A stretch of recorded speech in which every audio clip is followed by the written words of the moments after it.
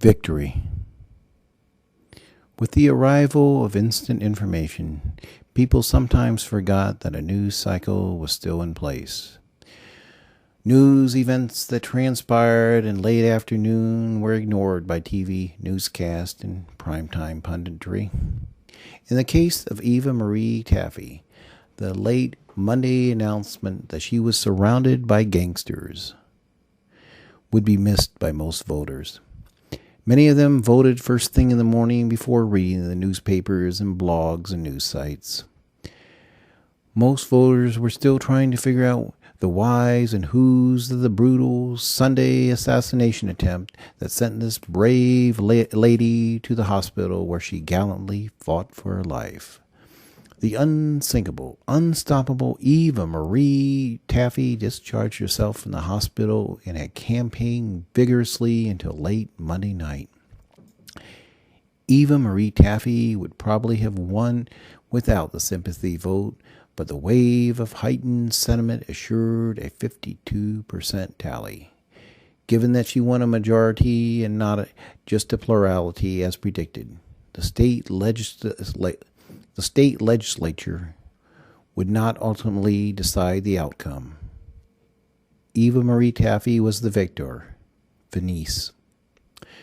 The East Coast media had dubbed the Joseph Taffy agenda as the most radical in the history of the United States. The analysts were now slobbering over the fact that the eclectic party had lost seats in the legislature, though many of the races were too close to call.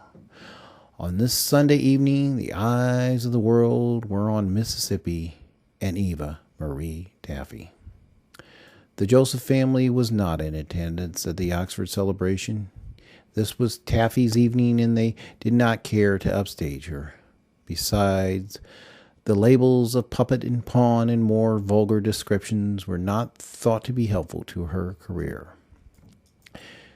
But there were minor celebrities on hand, and the hotel ballroom was rocking with good cheer and relief. Speeches were made and drinks were poured, and Eva Marie Taffy walked out on stage in time for the local newscast to get their lead story. The boisterous crowd was easily 10 times what had been predicted, and the spillover filled the hotel common areas. A fire marshal had been summoned but had not yet arrived on the scene. Martin de Vries agreed that it was wise to cut the band's electricity and asked the celebrants to leave after the governor-elect spoke. A weary and wounded Eva Marie Taffy took the stage to thunderous applause and a compacted crowd more characteristic of a Premier League championship than a staid American political speech. The speaker quieted the mob with her heartfelt praise for Tom Tulip and Kurt Olson. She asked for a moment of silence for Tom Tulip, and the crowd went mute. She led the crowd in an Our Father and then kicked the speech into high gear. Tonight, the green light, the orgastic future illuminates our path. Let us not drift back ceaselessly into the past. Fear has kept us in the clutches of petty people and petty minds.